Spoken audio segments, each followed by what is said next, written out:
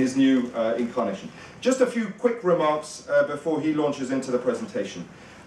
In recent times, he has been extremely active and been able to be extremely active following the WTO responsibilities, chairing the Oxford Martin Commission for Future Generations.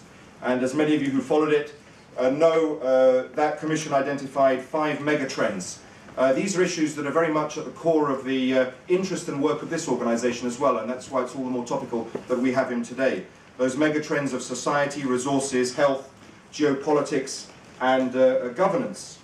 I also noted 5 shaping factors, among them political engagement and public trust, an issue that we are very concerned with here at the OECD as well. He identified a need to fight short-termism of modern politics. And when we think about trade and debates that are going on now regarding, for example, Trade Promotion Authority in the United States, it'd be interesting to hear thoughts there. As we move into the topic which is going to occupy us mainly today, the Geneva Consensus, a book that he recently published at the end of last year, it's a reconciliation of domestic and international, as I read on the cover. I haven't had time to read it cover to cover yet, but I will. And again, very interesting from our perspective, as we look at structural reforms, one of the most important areas of activity of the OECD, how you marry the domestic and the international.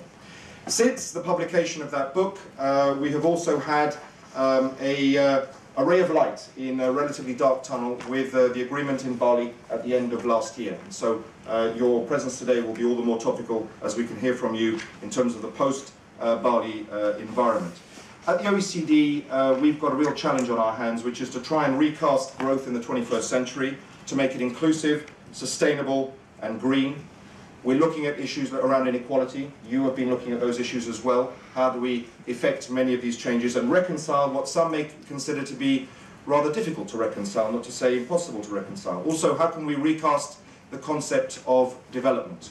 Development that can apply as much to so-called rich countries as it can to countries that may materially be less well off, but in other measures of well-being may be doing a little bit better.